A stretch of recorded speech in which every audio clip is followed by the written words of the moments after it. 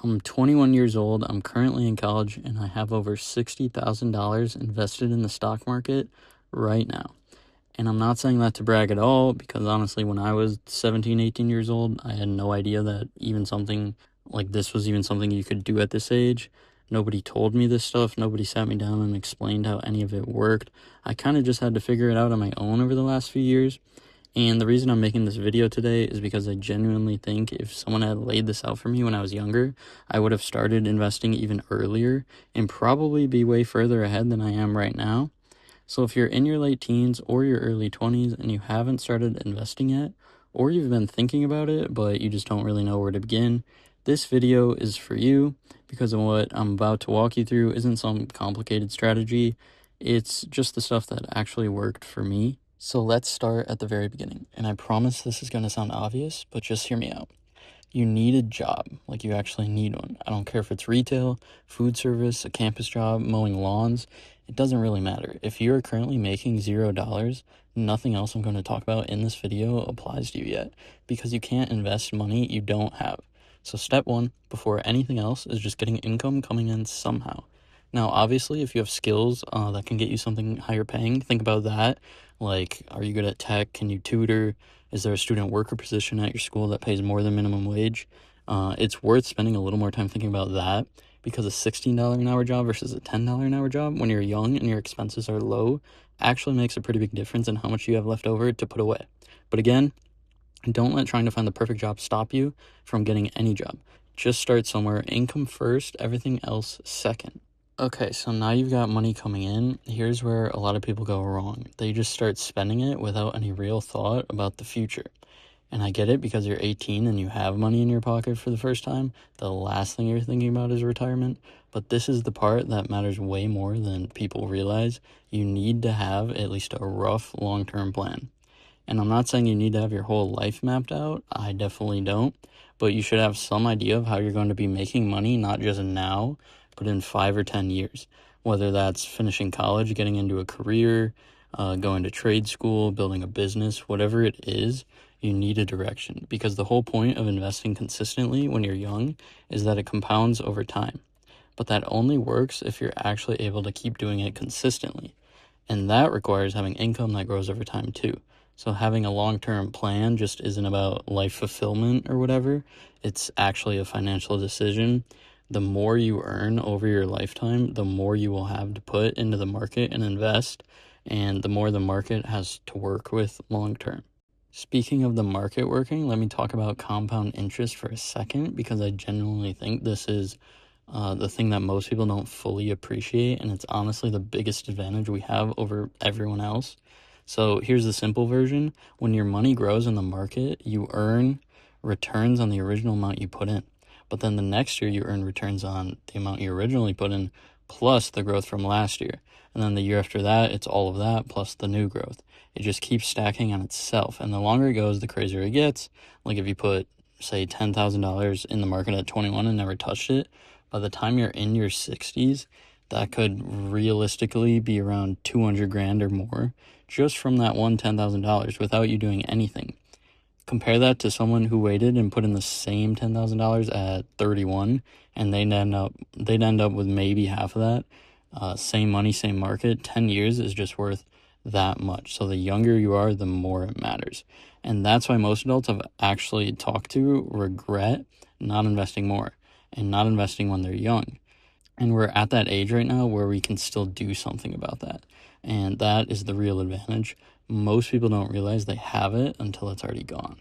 Now, I do want to be real with you, though, because I'm not sitting here telling you, I'm not going to sit here and tell you never spend money and just grind and save every dollar you make, because that's not what I do. And I think that's not realistic for most people either. There's a real balance between building for your future and actually enjoying being young, and you have to find that balance for yourself.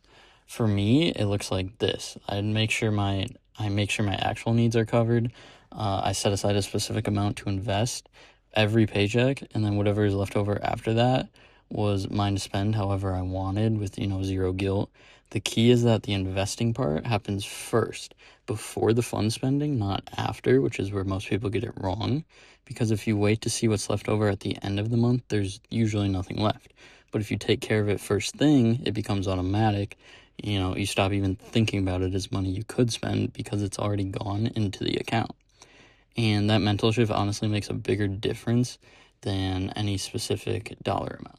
So let me actually walk you through how this played out for me, because it didn't start with some huge moment of clarity. It was pretty gradual. In high school, I was kind of aware of saving. Like, I wasn't blowing every dollar I made, but I wasn't doing anything strategic with it either. I had a little bit saved up, but no real direction for it. So the real turning point for me was freshman year of college. I landed a student intern position at my school, basically an office job on my campus, and it paid decent compared to other campus jobs, but it wasn't anything crazy. And I made a rule for myself pretty early on that any money left over after my bills and whatever I had to spend money on, rent, groceries, whatever, it was going to go straight into my investment accounts. Not when I felt like it, not when there was enough, just automatically. Every paycheck, whatever excess there was, it went in. And at first the amounts felt small, like I wasn't putting in thousands at a time or anything crazy, but I stayed consistent with it all throughout the rest of college up until today. And here's the thing about being consistent over a couple years, it adds up a lot faster than you'd actually think, because what I was putting in and the accounts actually growing, it started to feel very real. And the more real it felt, the more motivated I was to keep going. So now I have my Roth IRA and a separate individual brokerage account through Fidelity, and both of them have done really well over the past few years. They've actually beaten the market, which I'm not going to pretend I fully engineered. Part of this is just the market doing what it does over time. But the point is, I can see it working now in a way that I couldn't really see in the beginning, and that's honestly the best motivation for me.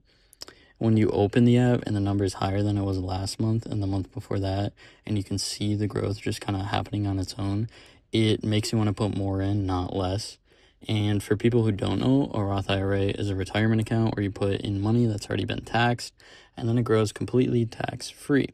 So when you eventually pull it out in retirement years later, you owe nothing on it. For young people especially, like if maybe you're watching this video, this is huge because you're probably in a low tax bracket right now. So you're paying taxes on the money while they're low, and then the growth is completely yours when you're older. It's one of the best tools available to us, and a lot of people our age just don't know it exists. And the last thing I want to say, because I think it's actually really important, is keep it simple. Seriously, do not overcomplicate this. I see a ton of people who want to start investing, but they get sucked into trying to figure out which individual stocks to pick, or whether it's the right time to get in, or which platform is the best, and then they actually never do anything because there are too many decisions to make. Like anything in life, you can get stuck in that habit. So for most people, especially when you're just starting out, you don't need to be doing anything fancy. You buy into an index fund that tracks, say, the S&P 500 or the total market, and you just keep buying consistently over time. That's it. You don't need to be watching the market every day. You don't need to be timing anything. You don't need to find the next big stock. Just be in the market, be consistent, and let time do what it does. You can always learn more advanced strategies later when you actually have, a bigger base to work with. But at the start, simple is the whole strategy.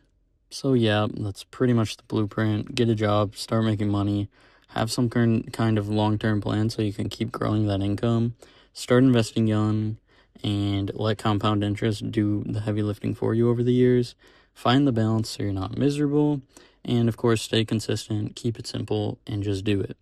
I'm 21, I don't have everything figured out by any stretch, but I can already see that the habits I built at 18, 19 years old are paying off now in a real way.